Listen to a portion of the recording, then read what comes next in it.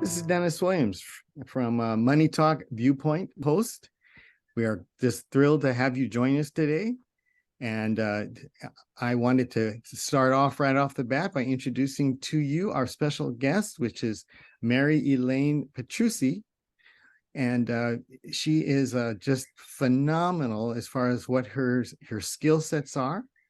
And just to give you a little bit of background, she's a healthcare specialist with over 20 years in healthcare and pharmaceutical sales and marketing experience with neuro rehabilitation, working both in homes, home health companies, hospitals, and also worked as a healthcare provider working with children and adults in schools, home care, nursing homes, and memory care settings.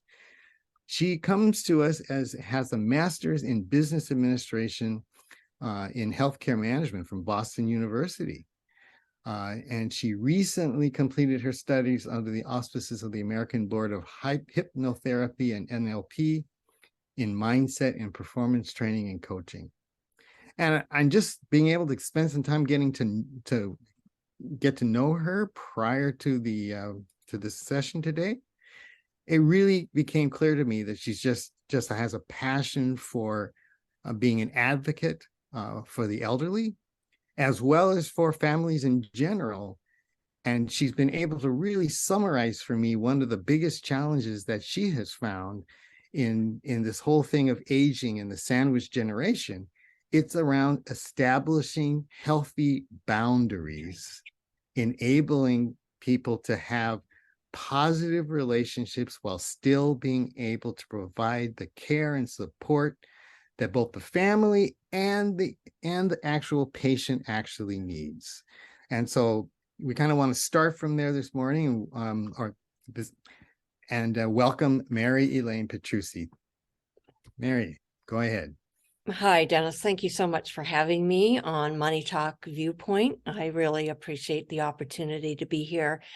You're right. I do like to advocate for the caregivers in the sandwich generation and for seniors who are receiving their care from their loved ones. So boundaries are a big concern and for that generation, and it's a good place for us to start.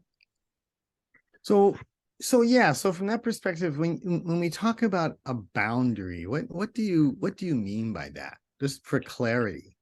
Right. I mean, what happens when you don't have boundaries? What goes on? That's a really great question. Boundaries are really for us to protect our personal and mental space. So it's like having a fence between our neighbors. And it helps us involve the physical and emotional limits that we think is considered appropriate behavior between people.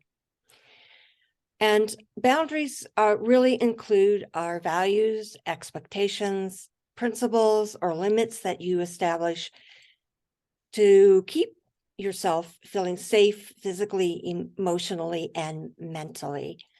And those healthy boundaries permit you as a caregiver to be the person who you are. So give us some examples of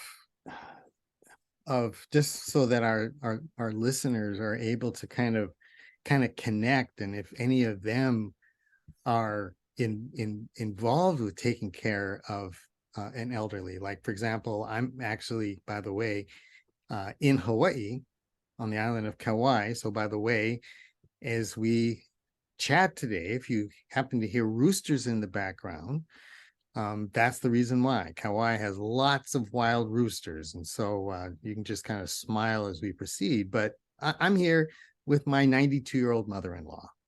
So certainly from the perspective of boundaries, I think I have an idea, but can you give us some idea of some of the real life problems that people face when boundaries aren't there?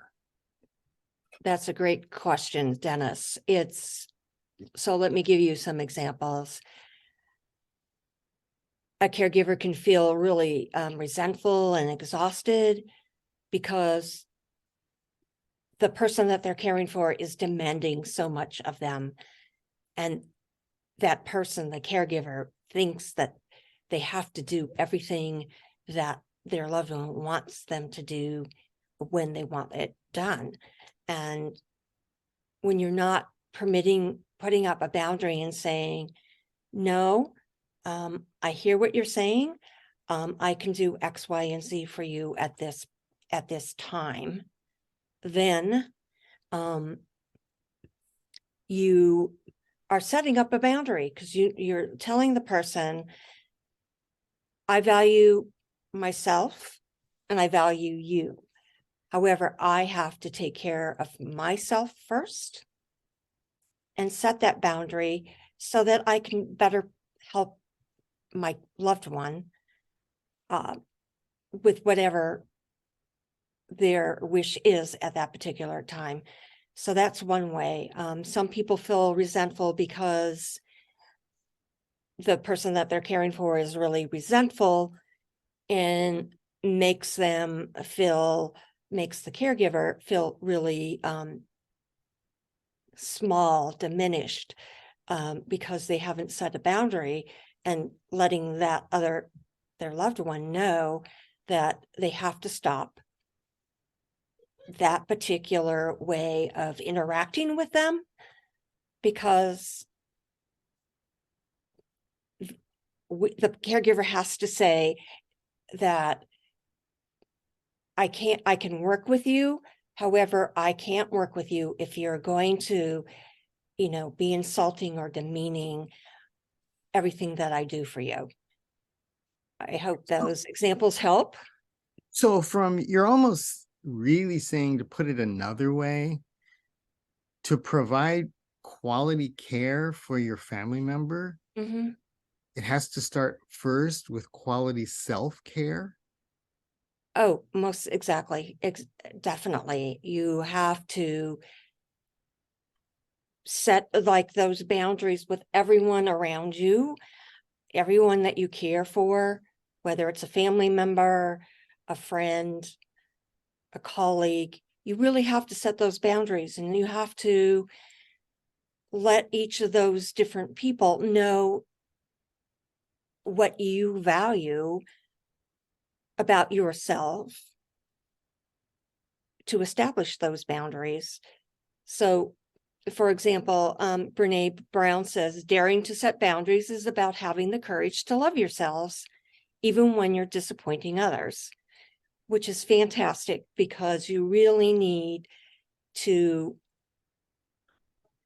by setting those boundaries, you are going to be more effective and more productive in whatever you do, like at home with the family that you're possibly raising, being more effective and productive at work. And you're going to be more productive for caring for your loved one, because they know what you will do and how you would provide that assistance to them.